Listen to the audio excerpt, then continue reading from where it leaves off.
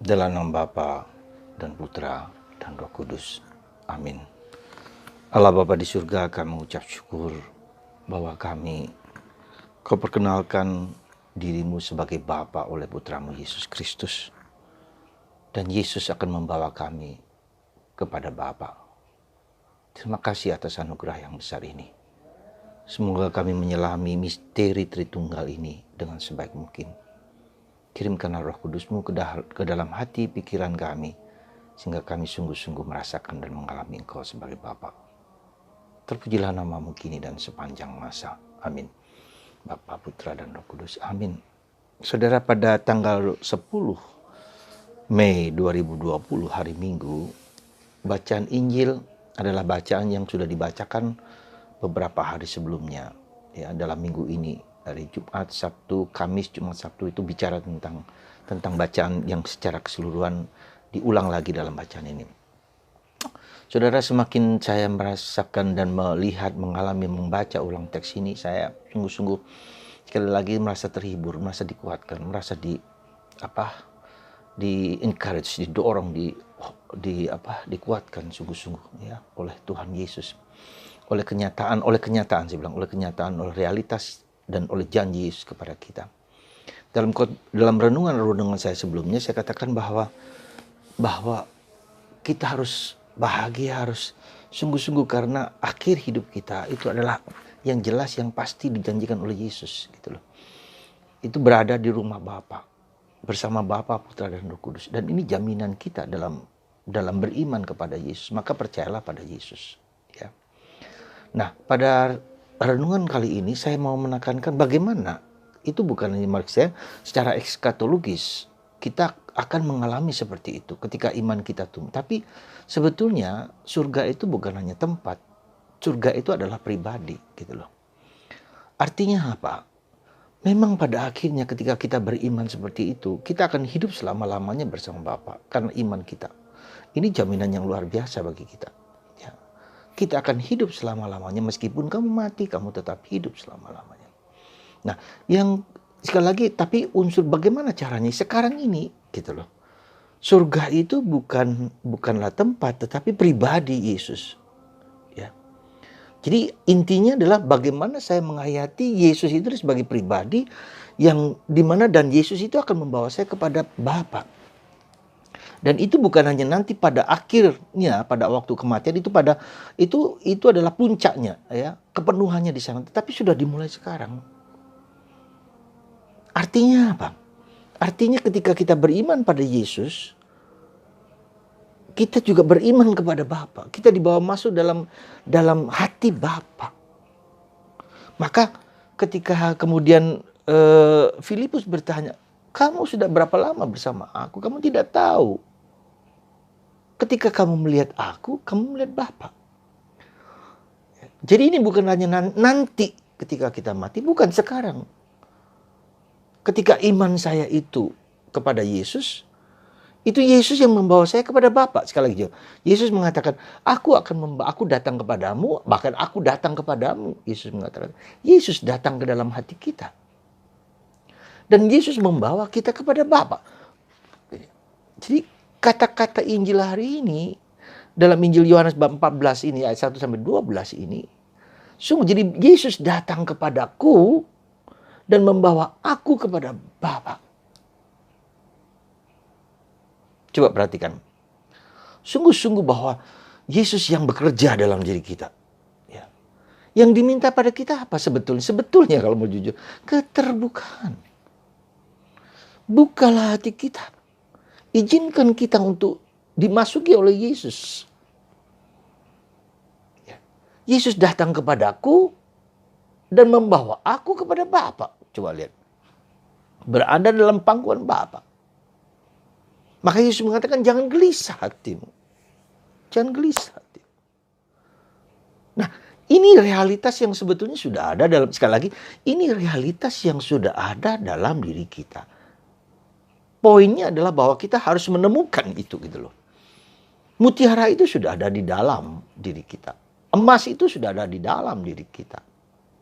Bagaimana saya menemukan itu? Itulah pertanyaan. Supaya saya terbuka dan membuka diri, mengizinkan Tuhan masuk dalam diriku.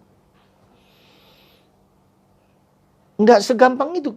Kita bisa mengatakan, ya saya sudah terbuka, saya memberikan diri. Bisa ya, bisa enggak.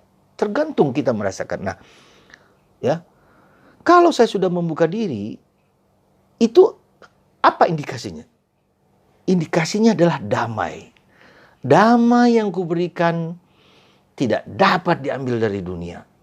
Damai itu mengatasi segala sesuatu. Meskipun badai di luar sebesar apapun, dia tetap damai. Atau dalam bahasa kita tidak gelisah lagi. Maka Yesus mengatakan, janganlah gelisah hatimu. Coba, jangan gelisah hatimu. Jujur, Anda, saya. Gelisahkah kita? Saya yakin saya pun masih tetap gelisah. Nggak tahu, tanpa alasan. Eksistensial, jadi eksistensial anxieties. Jadi kegelisahan eksistensial sebagai manusia. Ketakutan, kecemasan, kegelisahan. Banyak hal yang membuat kita tidak damai, tidak tenang, tidak tentram, tidak ada kegelisahan batin. Ada seorang mengatakan ketika sudah bertemu dengan Tuhan, mengalami Tuhan yang sungguh-sungguh hadir dalam hidupnya, aku beristirahat dalam Tuhan, nggak takut lagi. Dipecat pun dari pekerjaan nggak ada masalah, nggak takut. Bahkan terhadap serangan-serangan yang non fisik itu nggak takut lagi. Bapa bersertaku. Maka kalau kita katakan Mazmur 91 itu yang dikatakan melawan coronavirus atau melawan segala, itu ketika orang sampai kepada itu, titik itu gitu. Nggak takut lagi, nggak ada. Karena Bapa melindungi, bukan sekedar bla bla bla bla, bukan. Nah, jadi pertanyaan saya kepada Anda dan kepada kita semua, masih gelisah ke hatiku? Masih cemas ke hatiku? Karena apa? Nggak ngerti apa saja. Takut akan masa depan, takut akan secara ekonomi, takut dengan anak-anak kita, takut kalau nanti kita mati mau jadi seperti apa, bagaimana dengan orang-orang yang ditinggalkan. Pasti ada masalah A, masalah B, nggak selesai-selesai. Nah, ketika kita masih berada pada titik itu, saudaraku, kita gelisah. Kita belum sampai kepada, maaflah saya katakan, belum sampai kepada suatu pengalaman, suatu perjumpaan, suatu pertemuan dengan Yesus yang hidup. Maka ketika saya membaca ulang Injil hari ini, berulang-ulang saya renungkan, waduh. Jadi bukan hanya nanti kita bertemu dengan Bapa, sekarang harus dimulai. Tentu dalam jatuh dalam gelisah lagi, cemas lagi, jatuh lagi. Tapi semakin lama semakin dalam. Semakin disadari, semakin dialami Tuhan itu segala-galanya. Maka ketika Santa Teresa mengatakan Tuhan Yesus saja cukup. Nothing disturb-mu, kata Yesus. Tak ada satupun yang boleh mengganggumu. Nothing disturb-mu. Santa Teresa bilang, persis. Tak ada satupun yang boleh mengganggu, membuat kamu gelisah. Anda sampai ke sana? Jujur saya mengatakan belum. Saya pribadi pun, entah apa yang membuat saya gelisah, nggak ngerti, kerap kali juga. Bisa saja kita tidak mudah bisa tidur, kita tidak bisa orang yang kita tolong, orang yang berada di sekitar kita juga nggak peduli, cuek bebek, mau apa, nggak perhatian. Ya, di sekitar kita orang kacau balau dengan situasi COVID seperti ini. Ya, kita mau baik, lalu orang juga tidak mau baik. Ya. Saudara, Yesus hari ini dalam Injil luar biasa. Jangan gelisah hatimu. Di rumah Bapakku ada banyak tempat tinggal. Jangan hanya ditafsirkan nanti kita setelah mati. Oke, itu benar. Itu bagus. Suatu jaminan yang luar. Suatu kekuatan ya bersandar kepada janji Yesus. Itu benar. Tapi sekarang harus dimulai. Kita sudah percaya pada Yesus. Dan Yesus yang datang kepadaku dan membawa aku kepada Bapa. Jadi sebetulnya ketika kita beriman, ketika kita menghayati, ketika menjalani hidup rohani, itu bukan karena aku, tapi karena Yesus mau datang dan aku membuka diri supaya nanti Yesus akan memperkenalkan, akan membawa kita kepada Bapa. Dan kalau kita kepada Bapa, maka kita akan damai, akan tentram. Hatiku tak akan beristirahat dalam Tuhan, kata Agustinus. Sebelum beristirahat dalam Tuhan. Beristirahat itu bukan nanti mati, rest in peace. Bukan itu, bukan hanya itu. Gitu loh. Bahkan banyak orang yang tidak rest in peace. Meskipun ditulis rest in peace, bukan. Tetapi seperti gitu loh. Kalau Anda perhatikan patung Bunda Maria dengan Yesus kecil. Ya, itu rest dalam damai, ketenangan. Mazmur berapa mengatakan, hatiku tidak sombong, aku berada dalam tangan Bapakku, dalam Allahku. Saudara, baca ulang teks ini sekali lagi. Aku dan Bapa adalah satu. Dan ketika kita pada titik seperti ini, Yesus mengatakan, apa saja yang kamu minta, akan saya berikan. Belum luar biasa. Akan kupenuhi. Wah, bisa juga berarti bahwa saya selama ini minta nggak dipenuhi karena saya belum sampai kepada titik yang sekehendak dengan Bapa itu. Sekehendak dengan Allah, sekehendak dengan Tuhan Yesus. Jadi yang ku kehendaki itu bukan hanya soal hal materi, hal apa, tapi damai. Ketenangan, kedamaian, ketentraman. Tak ada kegelisahan, kecemasan, ketakutan. Hatiku berada dalam tangan Tuhan. Ya, lalu apa yang harus kita lakukan? Bagaimana caranya kita lakukan? Maka saya tadi mengatakan kepada hidup secara trinitaris. Artinya apa? Kita tuh sudah, sekali lagi, itu semua sudah ada. Hanya kita belajar menemukan gitu loh maksudnya. Ya. Selama ini kita berfokus mungkin kepada Yesus. Tidak jelek, bagus semua. Tapi Yesus akan membawa kita kepada Bapa. Coba bagaimana caranya? Saya menganjurkan kepada Anda boleh tidak suka dengan kata-kata saya. Kok Rosario, Bapak kami lagi-lagi Romo Rosario, Bapak kami, nggak apa-apa. Terserah. Saya merasa bahwa itulah cara saya menemukan Bapa dalam hidupku dan damai.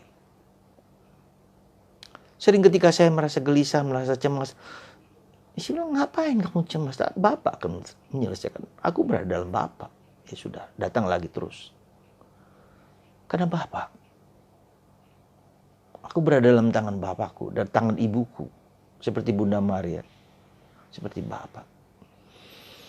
Maka saudara, caranya apa? Saya memakai cara tersebut. Tapi kalau Anda memakai ketemu cara lain, monggo silahkan. Ya. Lalu Roh Kudus. Bagaimana Roh Kudus itu? Nah, perjumpaan kita dengan Yesus itu, Yesus yang berjumpa itu kalau kita menemukan Yesus sebagai jalan, kebenaran, dan hidup. Tanda hidupku damai itu ketika saya tahu bahwa Yesus itu jalan bukan menunjukkan jalan. Dia mendampingi saya dalam perjalanan itu. Gitu. Dalam perjalanan hidup kita dia mendampingi bersama saya. Kebenaran itu apa? Kebenaran adalah Tuhan adalah cinta, Tuhan adalah kasih. Kebutuhan dasar emosional saya butuh kasih. Dan Tuhan Yesus mengasihi saya, menerima saya apa adanya dengan segala kekurangan, keterbatasan saya. Hidupku ini konkret. Seperti apa? Mungkin Anda bersama suami, bersama istri, bersama anak-anak. Yang seperti itu, ya udah hidup anugerah. Dijalani dengan penuh iman. Dalam Yesus, dalam kasih Yesus. Saudara, mari semoga Anda dengan perayaan ini, dengan Paskah ini semakin masuk di dalam relasi Tritunggal Maha Kudus.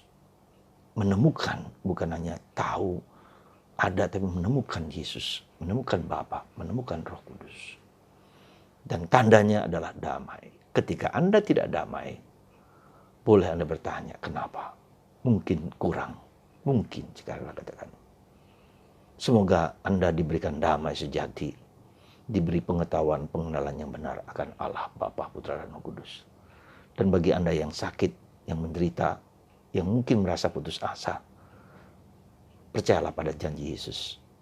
Ya, di rumah Bapakku ada banyak tempat tinggal, jangan takut. Pasrahkan hidupmu kepada Yesus, Roh Kudus.